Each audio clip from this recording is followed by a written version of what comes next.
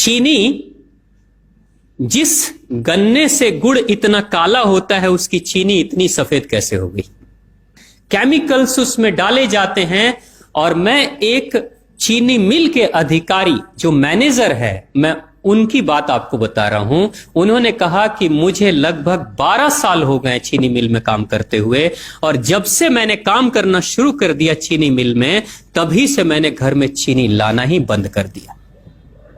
मैं तब से अपने बच्चों को चीनी खिलाता ही नहीं हूं, जबकि नौकरी से सैलरी वहीं से मिलती है, मगर चीनी नहीं। मैंने कहा कि आखिर कौन सी घटना घटी जिसके कारण से आपने ऐसा किया? तो उन्होंने बताया एक छोटी सी घटना, कि चीनी मिल में जो ये पानी निकलता है ना, चीनी के बनने के बाद उस प्रोसेसिंग में जो पानी निकलता है, उस पानी में वो सारा केमिकल भी मिक्स रहता है, और उस पानी को चीनी मिल वाले लोग अक्सर एक टंकी में जमा करके रखते हैं। ये सभी चीनी मिल वालों के पास में होता है, आप भी कभी जाएंगे तो आपको भी पता चलेगा। वो टंकी में वो पानी रखा जाता है, लेकिन रोज रोज प्रोसेसिंग हो रहा है, रोज चीनी बन रही है, रोज बहुत सारा पानी आ रहा है, तो आखिर कब तक?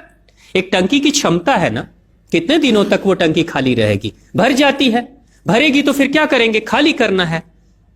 तो क्या किया था चीनी मिल के लोगों ने? सोचा कि छोड़ो ना, अब कहां जाएंगे उसको फेंकने के लिए कहीं दूर, क्योंकि अब उतनी बड़ी टंकी जिसमें हजारों गैलन पानी है, उसके लिए ट्रांसपोर्ट में कितना खर्च आएगा, तो बेहतर होगा रात के अंधेरे में कहीं खेत में डाल देते हैं। क्योंकि जनरली फैक्ट्रियां तो होती हैं ऐसे ही बिराने में, तो कहीं डाल देते किसी खेत में, क्या पता चलेगा पानी है कि चीनी मिल का पानी है, क्या है। तो ये सोचकर मैनेजमेंट वाले लोगों ने रात में ही उस पानी को खेतों में छुड़वा दिया, और नतीजा यह हुआ कि उस खेत की सारी फसल जल गई, मिट्टी बंजर हो गई। और जब किसान पता करने लगा कि आखिर क्या हुआ मेरे खेत में, जब चेकअप कराया वो मिट्टी का, तो पता चला कि इसमें तो चीनी मिल का जो वेस्ट मटेरियल है वो डाला गया है। तब उसको खबर मिली कि हां, किसी स्टाफ ने बताया कि हां, हमारे चीनी मिल से ही पानी डाला गया था आपके खेत में, और पूरी मिट्टी बंजर हो गई। उसने केस कर दिया और चीनी मिल वाले को मुआवजा देना पड़ा लाखों रुपए। तभी से वो स्टाफ कहते हैं कि जो मिट्टी को बंजर कर दे वो इंसान के शरीर में जाए तो क्या करेगी। उसी के बाद से मैंने अपने घर में चीनी लाना बंद कर दिया। और सच्चाई है, लगभग अगर आप देखेंगे तो अंग्रेजों के आने के समय अंग्रेज पहला चीनी मिल इन्होंने भारत में ही लगाया था। पहला चीनी मिल भारत में ही अंग्रेजों का लगा, और अंग्रेजों ने चीनी की शुरुआत की। भारत के लोग गुड़ खाते थे, चीनी नहीं खाते थे, उन्होंने बहिष्कार किया, बिल्कुल नहीं। लेकिन चीनी और चाय पत्ती दोनों के लिए लोगों को तैयार किया गया था। चाय पिला पिलाकर फ्री में, चीनी के लिए तैयार किया गया और चाय के लिए भी तैयार किया गया।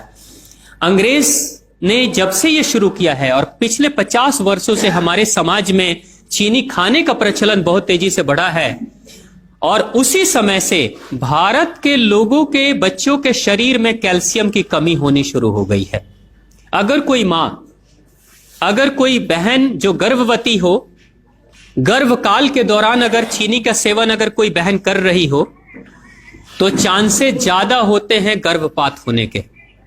कोई मां अगर बच्चे के जन्म से पहले 1 साल पहले से ही चीनी छोड़ दे और सामान्य भोजन करे, अपना ही दूध बच्चे को पिलाए, और कम से कम 5 साल तक बच्चे को चीनी ना खिलाए, खुद को चीनी ना खिलाए, उस बच्चे को कभी भी ऑस्टियोपोरोसिस की समस्या नहीं हो सकती। कैल्शियम की कमी उसके शरीर में कभी नहीं होगी।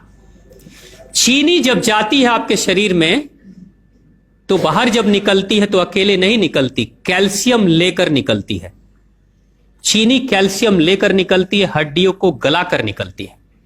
और जिसके शरीर में कैल्शियम की कमी हो जाती है, उसके शरीर में मैग्नीशियम, पोटेशियम, आयरन सबकी कमी हो जाती है। कैल्शियम वो तत्व है कि जिसके शरीर में कम हो जाए, सारे तत्व कम हो जाएंगे, और कैल्शियम की कीमत पे चीनी हम खाते हैं।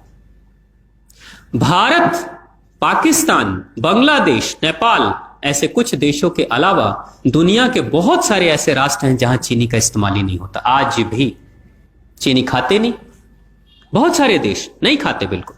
आप गुड़ खाया करिए, वो ज्यादा बेहतर है, चीनी को छोड़िए।